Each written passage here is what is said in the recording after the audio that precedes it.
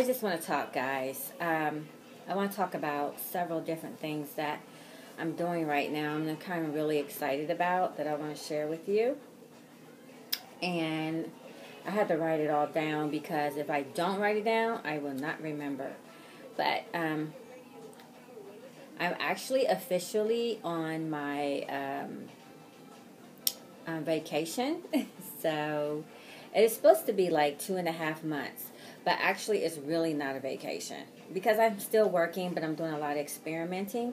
So in this video today, I'm just going to talk to you about some of the things I'm going to be doing over the next 2.5 months. Okay? So, I'm going to write this down because if I don't... Okay. Alright, so, one of the things I'm going to be doing is my jewelry. And I think I'm just going to spend a week on that. The first part, the mixed media part. I don't know if you guys remembered my fabric covered bracelets with some other stuff that I added into it. You remember those? I actually experimented on those last year. And I sold majority of them this year. And I have some more ideas and some more things I want to do with them. And some other different techniques that I want to incorporate into them. Also, over the next 3 months, I'm going to be doing some draping that I promised you guys. I'm going to actually probably do some later tonight or maybe even tomorrow. So I do want to tell you that I'm definitely going to be doing a lot of freestyling, just kind of experimenting with different things. So I'm going to make things up as I go along, and if it works, it works, and if it doesn't, it doesn't. So I'm saying that to say that you may not find some of this information in the book, and if you do, you might find that I may not be doing it the way that it has been traditionally shown. And sometimes I don't even learn the correct way of doing things. I just jump right into it, look at it, and go, boom, this is what I want to do. So we're going to do some draping, and I'm going to do a lot of freestyling because that's my thing. There's a technique in a book that I have that I also want to share with you guys. It's in the Vogue pattern book. This book right here. This issue is December through January, 2 months. And Vogue has these books out, and they used to just have their patterns in it, but now they've started putting articles in it, and I really like them. So there's a lot of great things in here that you could learn from, but I want to talk to you about this technique here. I'll probably be doing this week. It says make your own silk front sweater, but we're not going to be doing that. But what they're doing is taking like some muslin, and they're just kind of laying it on top of a mannequin, or you can actually use a person, and they cut out a shape, and then they add it to a sweater. Well, I'm going to be doing the same thing, but I might add that to a jacket, a jean jacket, maybe even a skirt, a shirt, a vest, or anything. So you can see how they paint there, the shape that they wanted to do off of the muslin, and then they cut it out, and then they laid it down on the fabric that they wanted to use. There's the pattern, and then they laid it on top of a sweater, but they tested it first with the muslin, and then they used the actual fabric. Now, guys, if you know me, and here's the actual sweater, I actually wouldn't be caught dead in that, but it is cute. I like the technique. If you guys know me, I'm going to go straight to the fabric in a lot of cases, and in some cases, if it's a piece that I'm going to be using all the time, I will use muslin to keep it as a pattern and then cut different shapes from it later. But a lot of times I go straight to the fabric and skip the muslin, especially if I'm just doing a one-of-a-kind piece. I'm looking to see if there's some other interesting articles in here. they have an article in here called Strategies for Looking Great in Clothes You Make. And then another one says, adapting a veteran's design to fashion a versatile home sewn jacket. I'm going to find the table of contents. So this is one of my talking videos, guys. You may not want to stay tuned unless you just love it like I do, and you got my video playing while you're working on a project. Because you might find it some kind of boring, but I'm also going to pull out some fabrics, some other things, so you really just got to stay tuned. What I'm looking for, which I should have found before I got on here with you guys, I know, is the one article that talks about the adapting a veteran's design to a fashion a versatile home sewn jacket. I know it's going to be a part 2 to this video, so what I'm going to do is find it and come back to this in part 2, okay?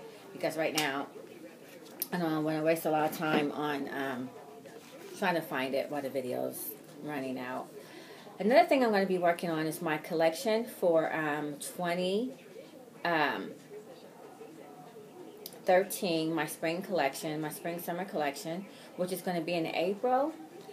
I'm going to be working on that. I'm going to start, and I've actually started. I feel really good about, because I've got, remember I told you some videos ago that I was not going to do any more winter clothes or purses or accessories. Everything that I'm making is for the spring. You know, they're actually doing 2013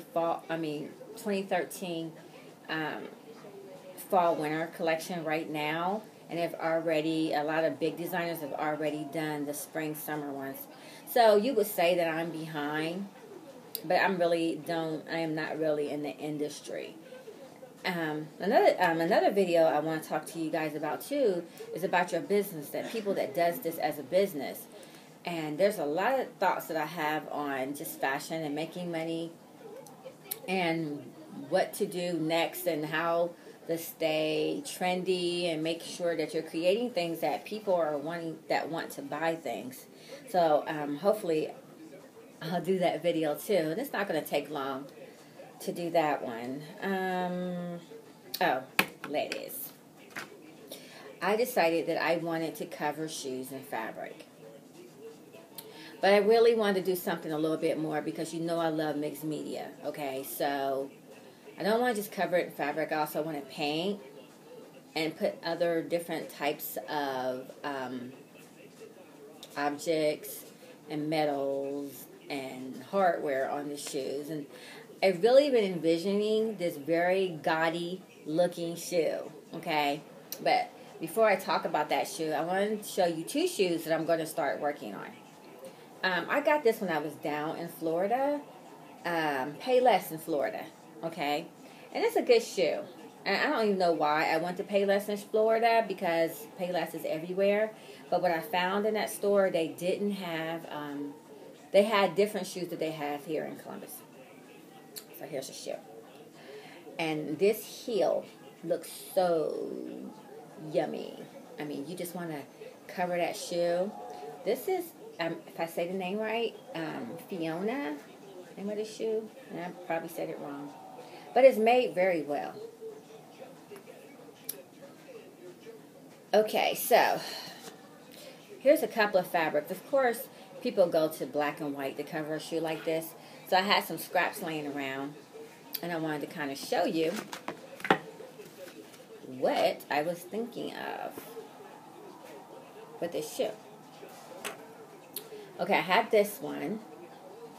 It's a little bit softer, flimsier fabric, and then I have this one. It's kind of more upholstery-like. Probably won't use this one only because the design, the print is a lot bigger on here than it is on here. Okay, so I'm just going to cut off a little piece. Oh, this print is a lot smaller than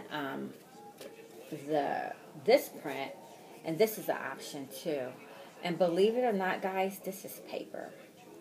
This is paper. Can you hear it? Paper. But it has a really nice texture, raised up texture. It kind of feels like velvet raised up. So I think it's paper and something else, because I just can't believe all of this is paper. So I don't have my...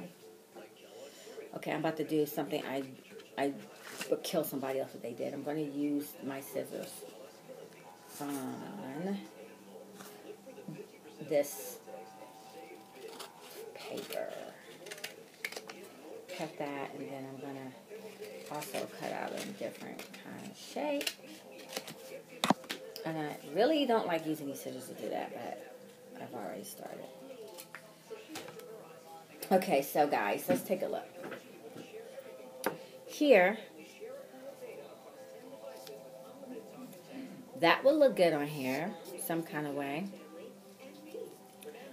And I'm just going to place it on there, and I'm going to glue it down. And I'm still trying to figure out what type of glue I want to use, so I don't know yet. I'm just not. I don't know.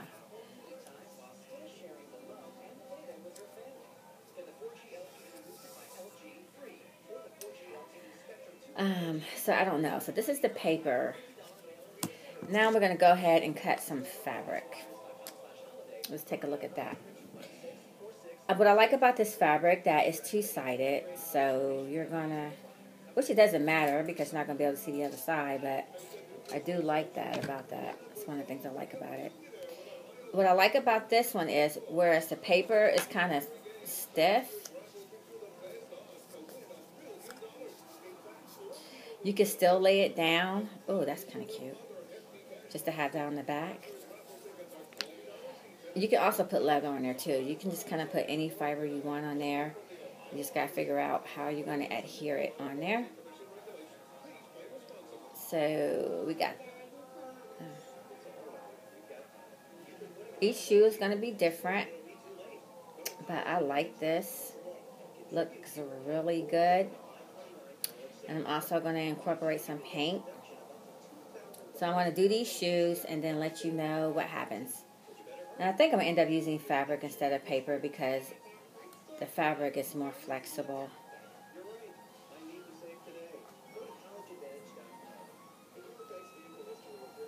There that is. And I would cut that off right there between the line because you don't want to go past that. So this is covering your shoes. Really excited about that, guys. And if anybody knows a place where I can find shoes that are kind of is a blank canvas like this, I would really appreciate it. I also have this shoe that I want to cover. I already know it's animal print, and it's still I don't like the way these shoes feel, and that's why I'm going to cover them. They're not very comfortable. There's something down on the inside of the shoe that hurts my feet. I don't know. But I'm going to show you a print you might not think looks good with this shoe, but what do you think? No, it don't look right. It don't. It doesn't. Okay, but I haven't figured out what print I'm going to put on this shoe yet. But I like this. Really fun, and I'm really into wedges because they're so comfortable. Okay, so we'll be back with part 2. Talk to you about the rest of the things I'm doing for my video. I'm doing for the next 2 or 3 months. Okay? Thanks.